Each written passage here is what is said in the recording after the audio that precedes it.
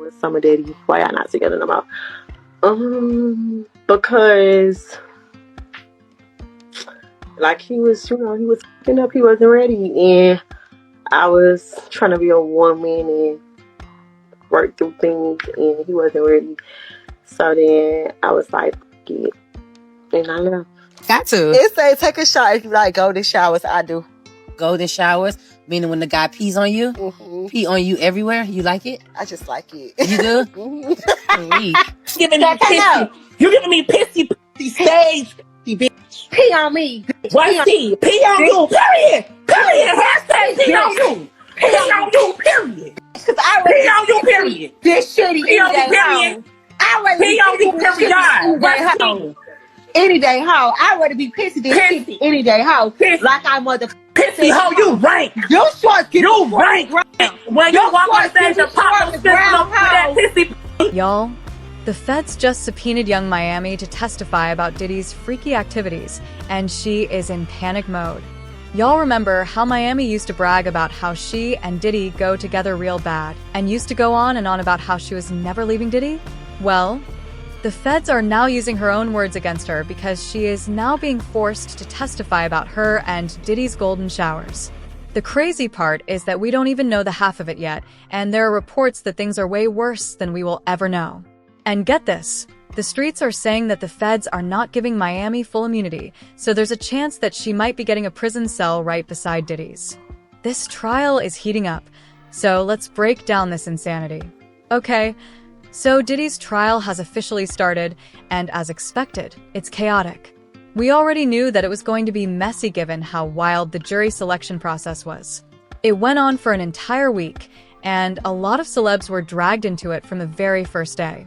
According to reports, the jury was also given names of high-profile people like rappers Kid Cudi and Kanye West, Destiny's Child singer Michelle Williams, actors Mike Myers and Lauren London, and singer Dawn Richard, who was previously signed to Combs' Bad Boy Records. That was the moment we knew we were in for something insane. And when Cassie took the stand to give her testimony against Diddy, it was wild. Now, there are no cameras allowed in the courtroom, so we don't have direct access to see what's happening in real time like we did in the Johnny Depp versus Amber Heard trial. But several reporters have been telling us about what happened during the trial, so we still know what's going on. While being cross-examined by the prosecutor, she admitted that Diddy would force her to do freak-offs, even when she was on her period. The prosecutor also asked her, "Did you want to be urinated on?" And Cassie replied, "No, I did not want it." The prosecutor then asked her how it felt, and she replied, "It was disgusting. It was too much. I choked. No one could think I wanted it." When asked why she choked, and if she wanted Diddy to pee in her mouth, she replied, "Too much urine in my mouth. I didn't want anyone to urinate on me. It was obvious I didn't want to be on the ground being urinated on by two men." That's nasty AF. Now, before some people start talking about kink shaming, what grown adults do in their bedrooms is their business. But the thing is, this was not a consensual experience between the parties involved. Cassie was forced to do things that she did not want to do, and that's the issue here. So this isn't about kink shaming him, it's about him being cruel. Anyway, this got even more interesting when one of the escorts said that Cassie was the one who asked him to take a leak on her. In court documents, he said, "So Cassie was actually the one that asked me to urinate on her." They had just come out of the room, and she asked me if I had ever done that before, and I said no. She told me to do it, and apparently I was doing it wrong because they both stopped me and told me that I was supposed to let a little out at a time and not go full, like take a leak on her. However, given how much control Diddy had over Cassie, it's not surprising that she's now claiming he allegedly forced her to do that, especially considering that he also allegedly forced her to hire escorts from Craigslist, Backpage, and other sites. So if he forced her to do all that, then you can imagine that he also forced her to tell the escort to take a leak on her. Interestingly, this is how Diddy's side piece, Young Miami, got caught up in the drama because she has admitted in the past to enjoying golden showers with Diddy. It say take a shower if you like golden showers. I do. golden showers, meaning when the guy pees on you, pee on you everywhere. You like it? I just like it. You do? Freak. Freak of the week, huh?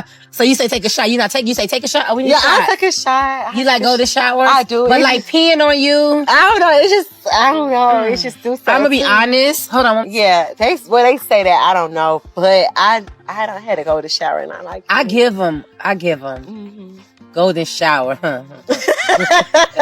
But I've never experienced that. I'm all about trying new things though. Golden shower. It's fun. Yeah. Like, you know, when you drunk and and they just peeing all over your body. you just like, you know, pee in your butt, pee to see. I don't know. And then y'all still have sex after?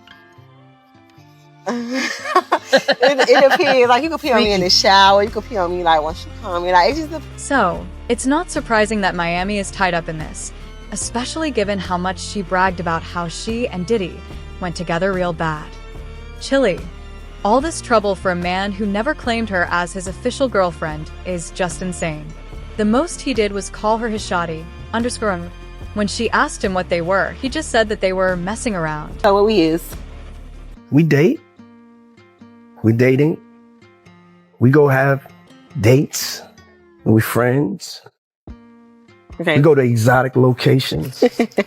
We have great times. But for some reason, this didn't give Miami the ick, and she kept insisting that Diddy was hers. In an interview with Pop Sugar, she even claimed that she was going to marry him, saying, "People don't know us.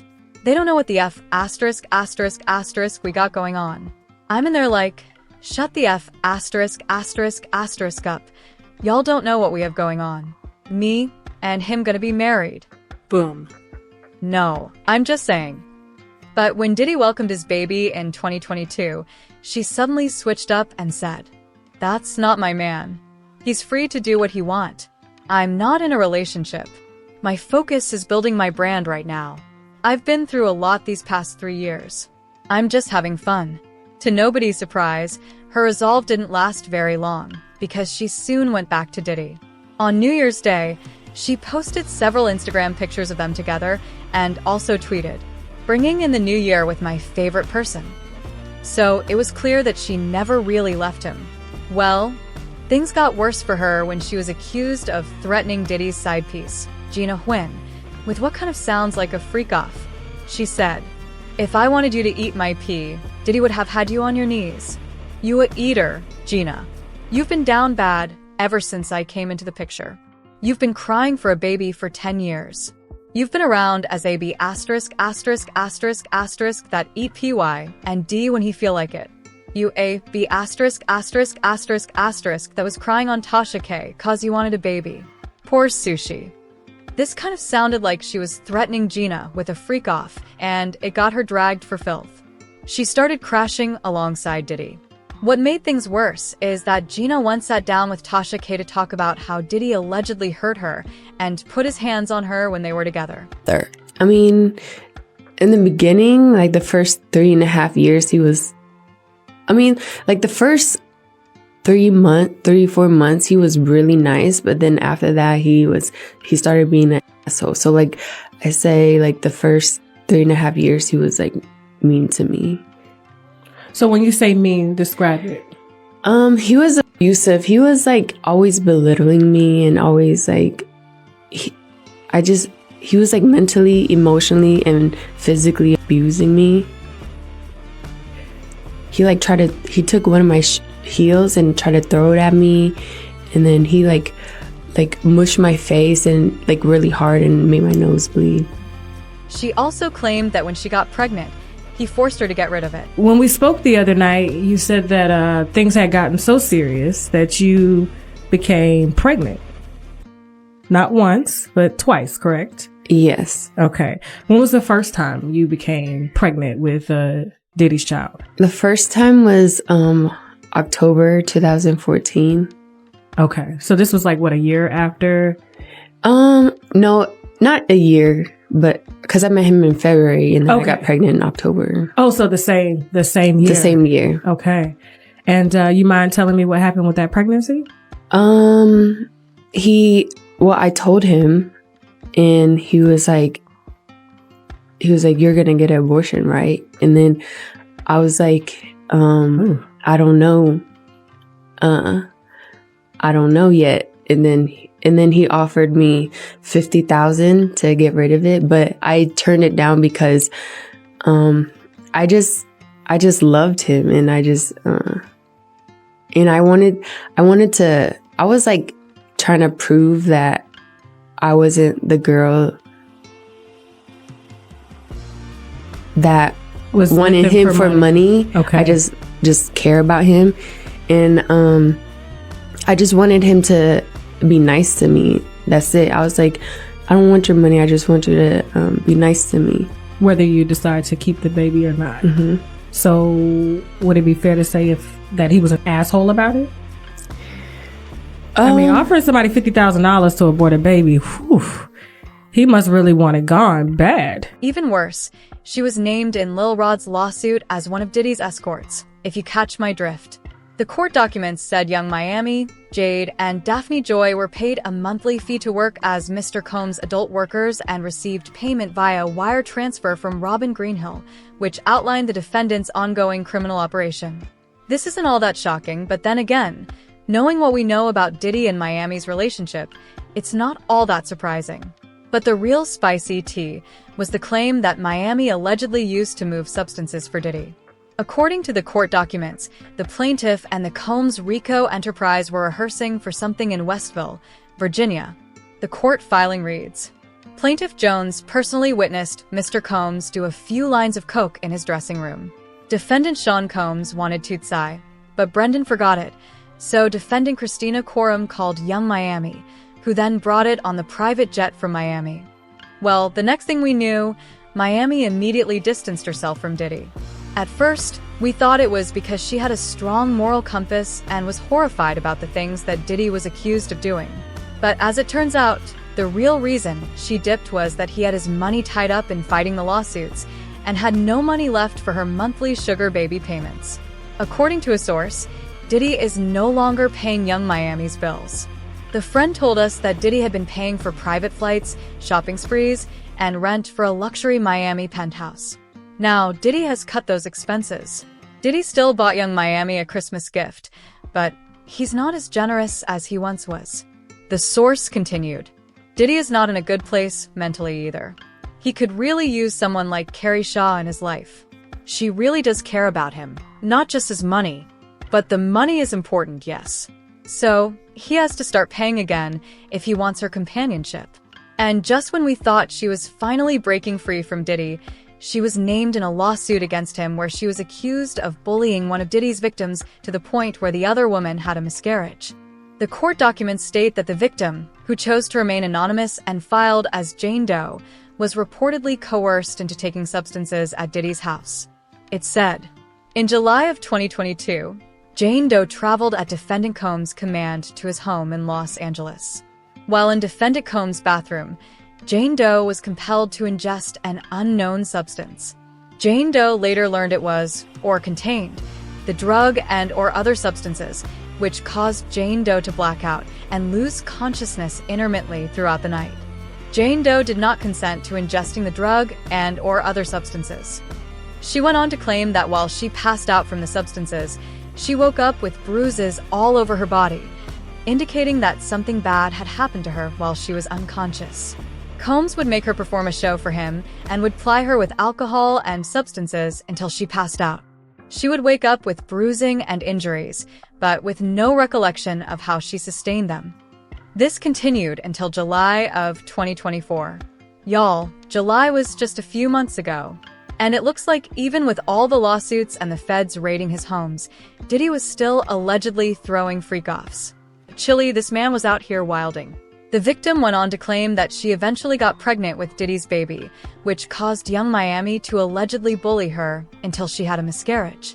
The document said, shortly thereafter, Jane Doe took a pregnancy test which was positive. The lawsuit against Diddy continues. Jane Doe informed Defendant Combs of the positive test. Brownlee, Defendant Combs' associate, harassed Jane Doe by repeatedly calling her and telling her to have a termination. Jane Doe suffered a miscarriage, and did not speak to Defendant Combs or his team for approximately 3 months. But wait, it gets messy, eh? It turns out that Young Miami's family members were in on her shenanigans as well. According to Lil Rod's lawsuit, Mr. Combs was intoxicated and made an offer to Mr. Jones. Mr. Jones rejected him and proceeded to walk to the restroom. While using the restroom, Young Miami's cousin burst into the bathroom and began groping Mr. Jones. Mr. Jones believes that Mr. Combs sent her in there to sexually assault him. As she entered the bathroom, she dropped to her knees and began performing oral action on Mr. Jones's exposed privates. Mr. Jones pushed her away and exited the bathroom. It continued. Young Miami's cousin did not accept Mr. Jones's rejection. She proceeded to follow him out of the bathroom, started undressing, and attempted to straddle him and have intimacy with him, in the presence of Mr. Combs and his staff. And that's not all. On another occasion, Thanksgiving night of 2022 in Miami, Florida, Mr. Combs allegedly asked Mr. Jones and Delrez Taylor to enter the studio bathroom. He asked them for a $100 bill because he wanted them to do nose candy with him.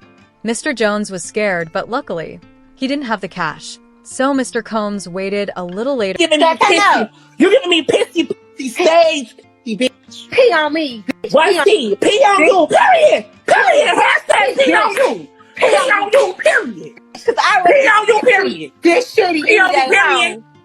Pee on you, period. Any day hoe. I'd rather be pissy than pissy any day hoe. Like I mother pissy hoe, you rank. You short, you rank. When you walk on stage and pop up that pissy to do nose candy with Young Miami instead. Oh, and remember the golden shower?